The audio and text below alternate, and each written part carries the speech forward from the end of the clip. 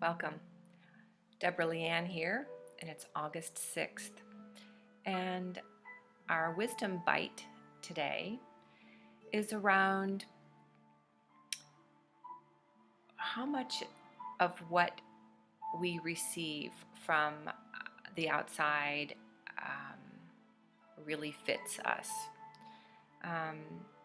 And this is part of the centering that we talked about a little bit last week, or I was talking about last week, around pulling all of our energies back into our space and letting go of outside influences or places where we've scattered our energy outside willingly to track our kids, to see how things are going on a project, to not quite let go of something that we may have delegated to another, and just to, have that feeling of love that we have for a partner or family member or pets or whatever. We are such queens of scattering our energy that I'd like to remind us of the importance of pulling all of that back in. So that's number one. But from there, it's what may not belong to us doesn't need to come back to us either. It's the comments that we may have been told when we were younger by a teacher that my geometry teacher told me once that you're not logical. You're never going to do well in this class. Why would a teacher say that to somebody? Or my mother telling me at a very young age that I didn't sing well, and so I should probably just mouth the words at church. And I was devastated by that because I thought I was a good singer. I loved to sing.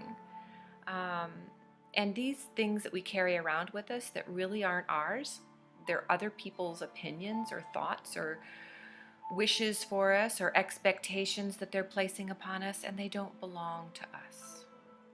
What's true for us is what's true for us. And now that I'm an adult, I can realize I'm almost extremely too logical at times, not trusting a lot of the intuition and the softer sciences and arts that I could also look at as my wisdom.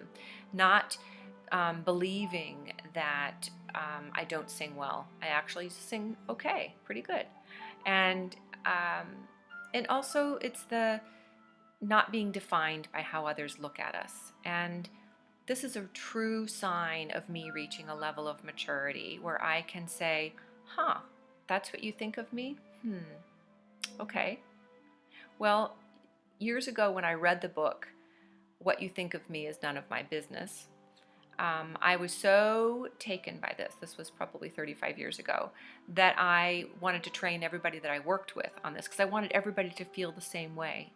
I wanted everybody to understand we were in a sales role, that just because somebody doesn't want to talk to us at one company doesn't mean that at another company they may be looking for our services right then and there. We cannot let that other person's bad day influence ours and our level of success and what we're going to do next. It's still important to me, but I think I'm beginning to live it more. Training that information helped years ago. Teaching my daughters in the last 10 or 15 years as they've grown to be young women has also helped. But the other part of it is incorporating and living it within me, and knowing that when I get a text from somebody, it doesn't have to define my day. It's their opinion, their thoughts of what's going on.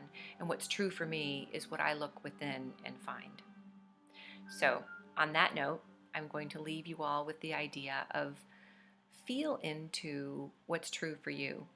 Next time someone comes and wants to tell you how you need to be or what you need to wear, or those advertisements that tell us that we need to look younger, we want to lose weight, maybe we just need to think in to what's our own guidance telling us. So chew on that one.